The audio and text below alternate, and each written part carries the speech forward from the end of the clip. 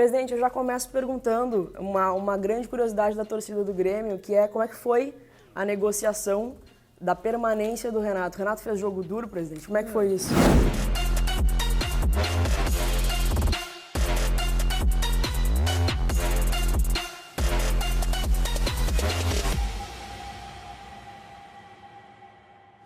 Fala galera, tudo bem com vocês? Um pouquinho diferente de novo aqui o vídeo dessa semana. Tô com o nosso presidente. Começar agradecendo por tudo, né, presidente? Por tudo mesmo, pela permanência do Renato, pelos últimos títulos, né, os últimos anos gloriosos e também pela disponibilidade de vir aqui conversar com a gente, conversar com o torcedor do Grêmio. Muito, muito obrigado mesmo. Não, com muito prazer. Presidente, eu já começo perguntando uma grande curiosidade da torcida do Grêmio, que é como é que foi a negociação da permanência do Renato. O Renato fez jogo duro, presidente. Como é que foi isso? Foi bem simples, foi bem mais simples que o ano passado. E no momento que a gente fixou as condições de conversa, quer dizer, o Grêmio acreditaria no que ele dizia e ele deveria acreditar no que o Grêmio dizia para ele. A partir dessas premissas, dessa estratégia montada, ele reportava várias situações para nós e sempre foi uma coisa tranquila. E quando finalizamos foi muito simples, praticamente resolvemos em 15 minutos, não tinha mais problema. Não teve nenhum medo, assim, de perder o Renato? Assim? Muita notícia, muita situação, assim, de especulação, muita coisa que vem, muita gente quer se colocar no meio disso tudo sem saber absolutamente nada. Entendeu? E quem tem essa informação, recebe essa informação, em vez de checar, bota no ar. E aí o que acontece? Acontece que sai muita coisa que não tem a mínima procedência. Isso tumultua os ambientes? Tumultua. Não tem a menor dúvida que isso tumultua os ambientes. Mas como a gente tinha essa premissa de acreditar cada um na sua palavra, quer dizer, eu acreditava no que ele dizia e ele me relatava algumas coisas e também nós levamos a sério isso e acabou finalizando bem. Que bom.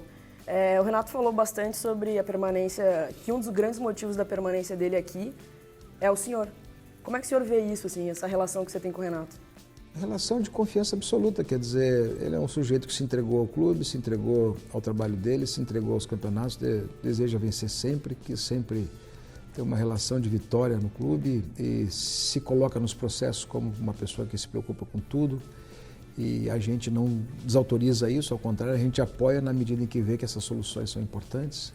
Então essa situação de relacionamento, de respeito às atividades, ele respeita a hierarquia e eu não cobro hierarquia, também é bom que se diga isso, quer dizer, eu cobro uma relação correta, mas não cobro hierarquia e ele se coloca numa posição de dono do clube.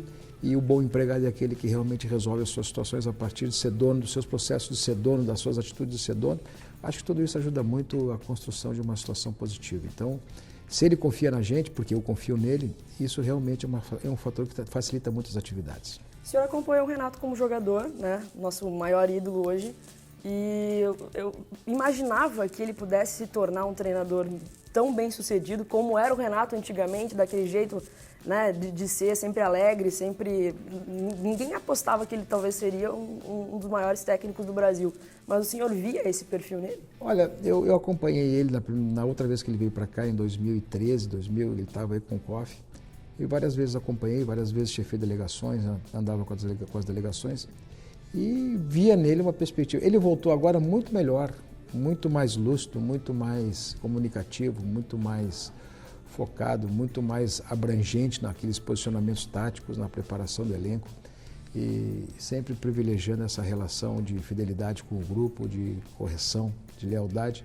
Vendo tudo isso, eu vi assim, olha, tá aí o cara, tá aí o cara, e realmente é.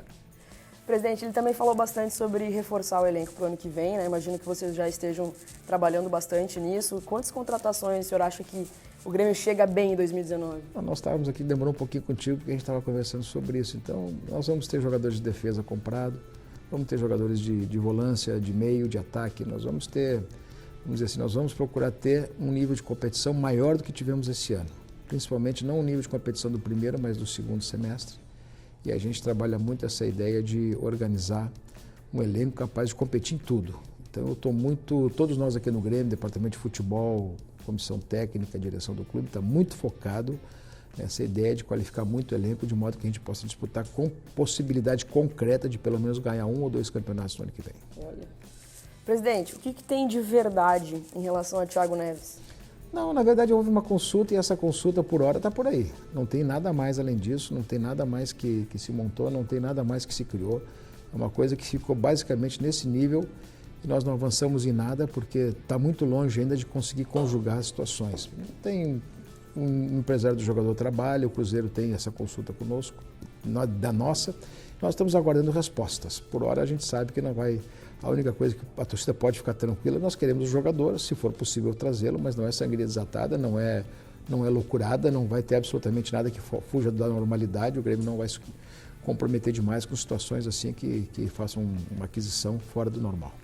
O Grêmio ainda pode apresentar alguém esse ano ainda? Pretendemos, nós estamos trabalhando fortemente para que isso aconteça. Vai ter um presente de Natal, então? Tomara, eu também quero dar. E também quero ter. Né? Presidente, no ano passado a gente priorizou bastante o Campeonato Gaúcho, porque fazia bastante tempo que a gente não conquistava, né, desde 2010.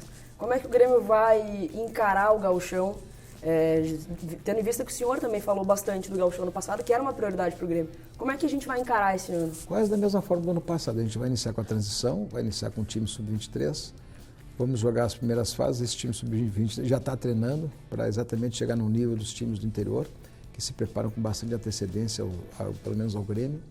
Então a gente vai organizar desde logo isto e pretendemos ter um time que possa nos levar à classificação. O ano passado a gente levou um sustão, que fomos classificar quase no final, nas últimas rodadas ainda não tínhamos classificação garantida, mas esse ano a gente vai disputar o campeonato com a intenção de ser o bicampeão.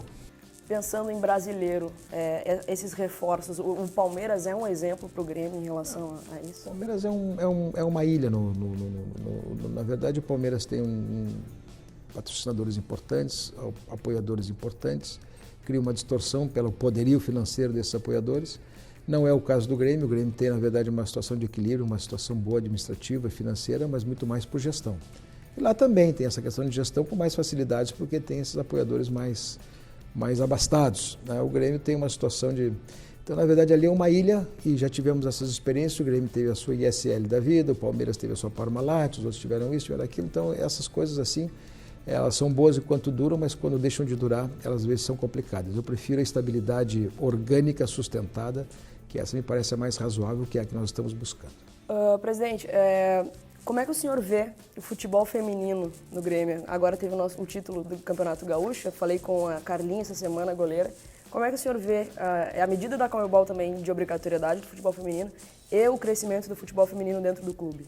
Olha, o primeiro ano foi muito mais assim, a gente colocou o futebol feminino por uma questão obrigacional, porque o Grêmio tinha se comprometido no Profut, e o Profut exigia uma representatividade feminina. Aí tomamos um laço, foi meio ruim, não foi bom. Aquilo não foi uma experiência gostosa. Depois o Yura e o Osmar fizeram demandas, a gente procurou melhorar a estrutura, criou uma estrutura específica para eles, alugamos um estádio, criamos um ambiente de mais reforços, cumprimos melhor as condições dos contratos de trabalho, fizemos lá outras situações. O que eu posso te dizer assim? O Grêmio gostou de ser campeão gaúcho com o time feminino, né? Porque foi bom. Então acho que ainda mais no Grenal e com aquela brincadeira toda que teve no final. Então o que eu quero te dizer com isso? Acho que vai dar um gostinho, a gente vai acabar gostando bastante do futebol feminino, que tem muitas coisas para andar, mas está ficando bom. Eu torço muito, mas eu torço do meu jeito, torço daquele jeito de vibrar, de torcer, vibro muito com os gols, acho assim, me dá um extravasamento, de transbordar de alegria, né? E qual foi o momento mais triste assim na vida como torcedor? Tive muita tristeza nessa derrota para o River Plate aqui. Aquele fracasso administrativo da Conmebol, tudo aquilo me chateia, me incomoda até os dias de hoje.